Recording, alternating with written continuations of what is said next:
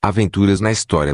Mediano maçonaria e outros grupos. As forças secretas que mudaram o destino do Brasil. As sociedades secretas estiveram bem presentes na realidade brasileira, e influenciaram muitas das ações da realeza. Como nas vésperas da independência do Brasil, que Dom Pedro I enviou de São Paulo uma carta ao seu amigo e ministro José Bonifácio. No final, cravou um pedido misterioso: recomende-me aos senhores nossos dois ICC. Essa simples frase, cheia de pontos em formatos estranhos, revela o contato estreito do então príncipe regente, há pouco tempo de virar o primeiro governante do Brasil independente, com duas sociedades secretas operantes durante o processo histórico que culminou no 7 de setembro. Os 3 pontos, cada um no que seria um vértice de uma pirâmide, antecedidos por 2 letras I, eram utilizados por membros da maçonaria e significam irmãos. Se essa primeira sociedade permanece conhecida no mundo inteiro, a seguinte, que se revela nas 2 letras C seguidas por 4 pontos em forma de cruz, que significavam camaradas, foi uma ordem secreta 100% brasileira que teve vida efêmera.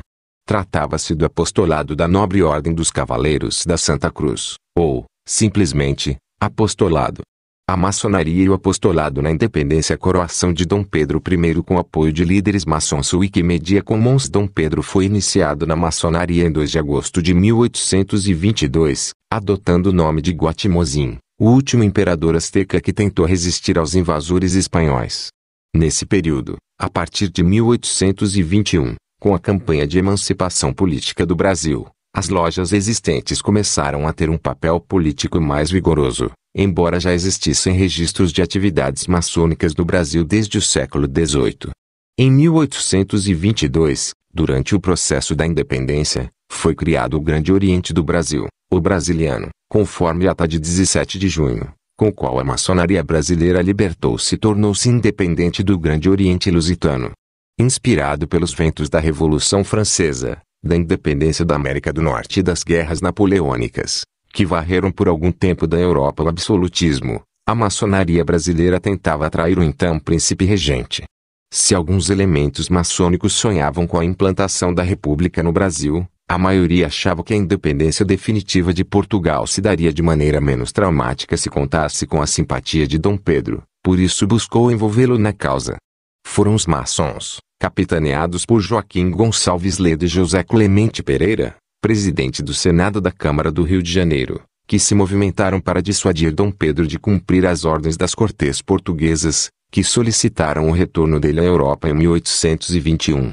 Inclinado a respeitar as diretrizes das Cortes, o príncipe regente foi convencido pelo movimento de Ledo e Pereira, que conseguiram a adesão de representantes de Rio de Janeiro, Minas Gerais, São Paulo e Bahia ao pedido para que não deixasse o Brasil, levando ao dia do fico, em 9 de janeiro de 1822. Em 13 de maio, a maçonaria concedeu a Dom Pedro o título de protetor e defensor perpétuo do Reino Unido do Brasil, o qual o príncipe declinou parcialmente, aceitando apenas o de defensor perpétuo. O apostolado da Ordem dos Cavaleiros de Santa Cruz foi fundado por José Bonifácio em 1822, com o objetivo de defender a integridade do Brasil e lutar por sua independência. Porém o propósito primordial era combater o grupo de Gonçalves Ledo, que, se a princípio havia aceitado a monarquia constitucional como caminho rápido para a separação, acalentava o sonho republicano. Tanto a maçonaria como o apostolado acabaram sendo, cada um a seu tempo, fechados por ordem de Dom Pedro. Mas a influência das 2 sociedades secretas no processo político da independência é inegável. Das reuniões do apostolado entre janeiro e março de 1823, como mostram as atas reunidas no acervo histórico do Museu Imperial, em Petrópolis, há debates de artigos que seriam apresentados ao projeto da Constituição do Império em setembro pelo deputado Antônio Carlos, irmão de Bonifácio. O escritor Luiz Gonzaga da Rocha, presidente do Tribunal Distrital de Justiça do Grande Oriente do Distrito Federal e autor de A Bucha e outras reminiscências maçônicas, afirma que as sociedades secretas perderam poder. A maçonaria exerce pouca ou quase nenhuma influência na sociedade brasileira, diz. Segundo Rocha, isso ocorre devido ao baixo índice de inserção social e ao fato de a sociedade estar afastada do cenário político-econômico, social e das discussões das questões de interesse nacional. A ação da bucha é a polícia, ninguém se mexa, disse, triunfante, o subdelegado Armando Pamplona para um bando encapuzado. Eram os anos finais da Primeira Guerra, e Pamplona buscava espiões alemães. Certa noite, passando altas horas pelo antigo prédio do Liceu de Artes e Ofícios em São Paulo, notou uma estranha movimentação. Diversos senhores com ar misterioso tomavam carros de luxo estacionados nas redondezas do edifício. Decidido, o subdelegado resolveu montar uma campana para descobrir do que se tratava. A persistência deu resultado.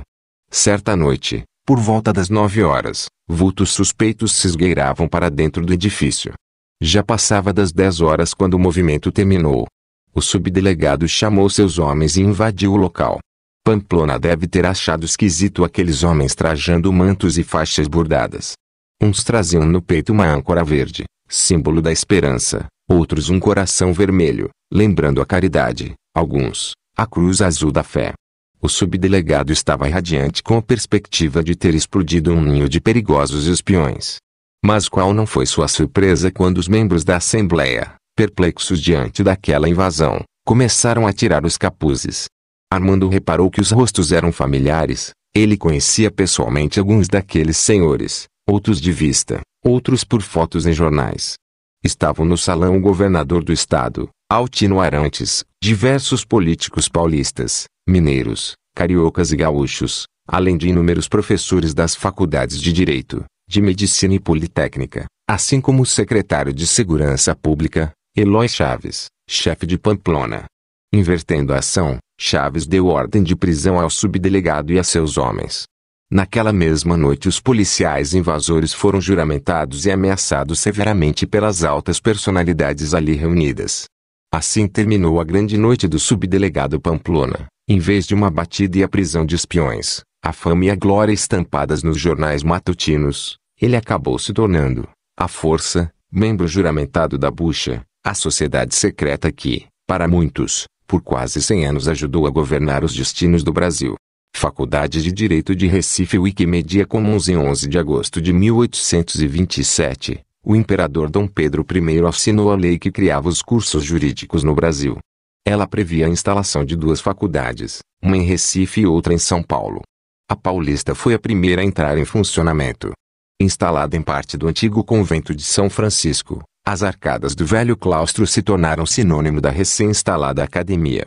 A lei de 11 de agosto também institucionalizou os cursos anexos, espécie de preparatório que capacitava os jovens a prestarem os exames de admissão à faculdade. Júlio Frank Wikimedia Commons. Nos cursos anexos, houve, entre tantos outros, 2 importantes mestres estrangeiros de índole liberal, o professor de aritmética, o italiano Libero Badaró, assassinado por suas ideias em 1830, e o alemão Johann Julius Gottfried Ludwig Frank, ou Júlio Frank, como era conhecido no Brasil. Frank, nascido em 1808, havia estudado na Universidade de Göttingen, mas não chegou a se formar. Teve que sair da cidade por causa de dívidas contraídas e veio parar no Brasil. Tentou se estabelecer no Rio de Janeiro, depois no interior de São Paulo, e por fim na capital. Frank morreu de pneumonia em 1841 e, como não era católico, seu corpo teria de ser sepultado no Cemitério dos Aflitos, local que recolhia indigentes, criminosos mortos na forca e escravos. Um ultraje para o venerado mestre. Os estudantes, em revolta, resolveram enterrar seu professor na própria escola. Seu túmulo, em um dos pátios, é venerado pela tradição acadêmica da faculdade até hoje. Túmulo de Júlio Frank Wikimedia Commons. Inspirado nas Burschenschaften, ou confrarias de camaradas, instituições acadêmicas alemãs, Frank teria tido, durante uma reunião com o estudante Vicente Pires da Mota e o secretário de governo da província de São Paulo, Pimenta Bueno, a ideia de criar uma associação similar na Academia de Direito. Segundo o escritor Luiz Gonzaga da Rocha, a Bucha tinha por objetivo a filantropia e, ainda, ressaltar a função social do advogado no seio da sociedade paulistana e brasileira, por extensão. Controle a sociedade secreta da Faculdade de Direito de São Paulo. Domínio público. Os integrantes da Bucha Paulista, ou BP, como passaria a ser chamada a Burschenschaft da Academia de Direito de São Paulo, eram escolhidos pela sua inteligência e lisura de caráter. Na faculdade, a ordem era composta de catecúmenos, crentes e 12 apóstolos, fora, por chefes supremos e conselho dos divinos. A estrutura da sociedade, com o passar dos anos, transcendeu os velhos muros da academia e passou a permear a política nacional, envolvendo a estrutura burocrática do Estado. Os antigos alunos da São Francisco que pertenciam à Bucha e ocupavam posições nas diversas esferas do poder nacional acabaram favorecendo outros membros da organização na distribuição de cargos governamentais. O historiador Luiz Fernando Messeder dos Santos, autor da dissertação de mestrado A Burschenschaft e a formação da classe dirigente brasileira na República Velha, afirma a respeito: percebe-se o fortalecimento da atuação da organização na década de 1870, quando alguns dos que iriam ocupar a suprema magistratura do país durante a Primeira República estudaram na mesma turma. Durante o Império, entre os bucheiros, havia políticos, artistas e intelectuais destacados, como Castro Alves, Álvares de Azevedo, o Barão do Rio Branco, o Visconde de Ouro Preto, entre outros. Após a queda do Império, em 1889, foi instituída uma comissão, apelidada de Comissão dos Cinco, encarregada do anteprojeto da Constituição Republicana. Dos 5 membros da comissão, 3 eram conhecidos bucheiros: Saldanha Marinho, Américo Brasiliense e Santos Werneck. Embora os ideais liberais levados para as arcadas por Líbero Badaró e Júlio Frank tenham servido de norte para a criação da Bucha, inspirando seus membros a lutarem pelo abolicionismo e pela república, à medida que os ardores juvenis arrefeciam e seus integrantes passavam a pertencer ao establishment, alguns transformaram-se em conservadores, defendendo a monarquia e a escravidão. Na República Velha, acredita-se, não havia ministro, juiz ou mesmo candidato à presidência da República que tomasse posse, ou fosse indicado, sem prévia deliberação do Conselho dos Divinos. A filantropia inicial, a ideia de ajuda mútua, acabou se corrompendo e desaguou no franco favorecimento para obtenção de cargos públicos. Segundo o professor Miguel Reale, em suas memórias, como toda sociedade secreta, a Bucha logo se degenerou em cadeia de privilégios, que começava na faculdade pela seleção dos catedráticos e terminava nos acordos café com a leite entre ex-alunos de São Paulo e Minas Gerais, sob a batuta do senador, do Rio Grande do Sul, Pinheiro Machado, também diplomado pelas arcadas, e que, sutilmente, preferia ser a eminência parda dos eventos republicanos. Com chaves nos primeiros 40 anos da República, do governo dos militares Deodoro da Fonseca e Floriano Peixoto, a política do café com leite. Bacharéis formados por uma das 2 academias de direito e membros da Bucha destacaram-se como ministros ou chefes do executivo. Dos 14 presidentes eleitos da República Velha, 8 eram da sociedade: Prudente de Moraes, Campos Salles, Rodrigues Alves, Afonso Pena, Venceslau Braz, Arthur Bernardes, Washington Luiz de Júlio Prestes, que não chegou a ser empossado por causa da Revolução de 1930. Quando a Bucha foi fundada, no início da década de 1830, também surgiu outra instituição, a Sociedade Filantrópica, que prestava ajuda a presos e órfãos. Desde então, a sociedade secreta da Faculdade de Direito sempre esteve ligada a um braço público. Na década de 1910, um deles, a Liga Nacionalista, aglutinou em sua direção membros da Faculdade de Medicina e da Escola Politécnica.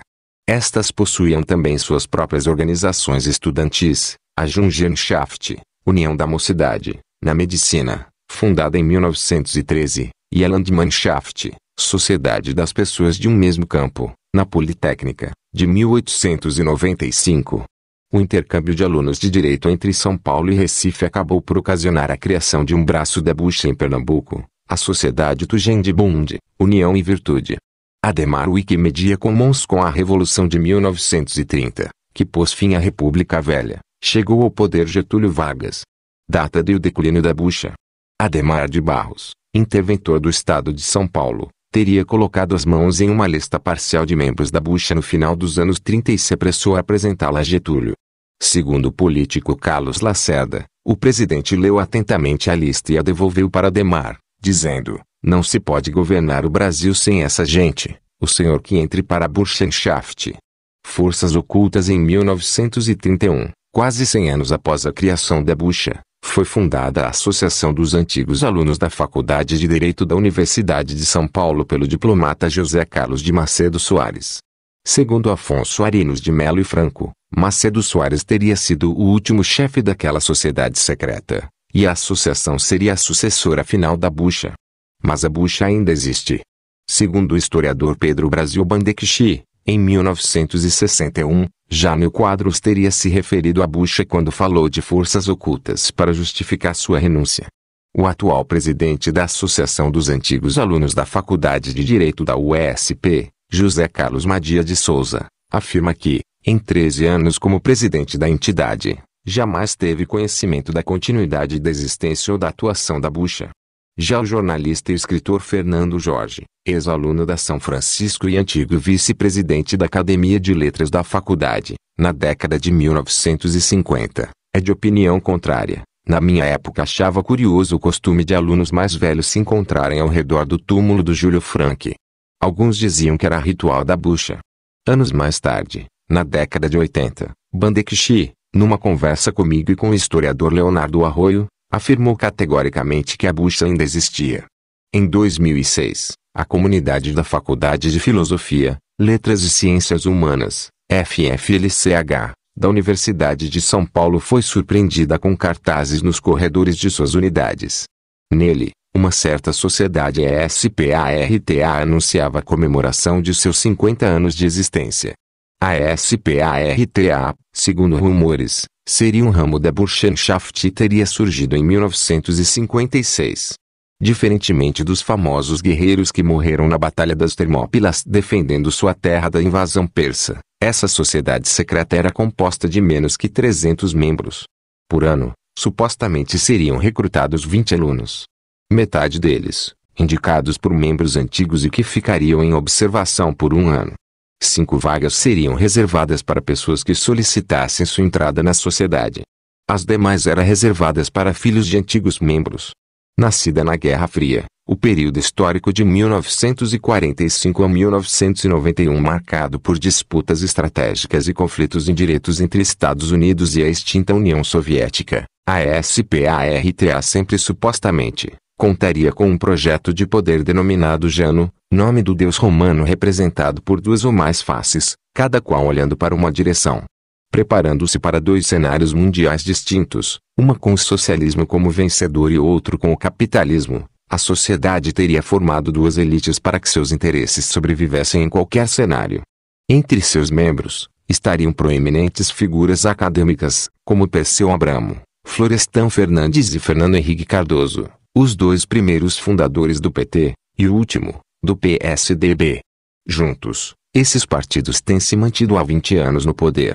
Seus políticos, em alguns momentos, uniram-se a uma causa comum, como quando o ex-presidente Lula apoiou a campanha política de FHC para o Senado, em 1978, chegando, até, a representá-lo em alguns comícios. Inscreva-se no canal para receber nossos vídeos. Deixe seu like, compartilhe com amigos, ative as notificações. Até a próxima.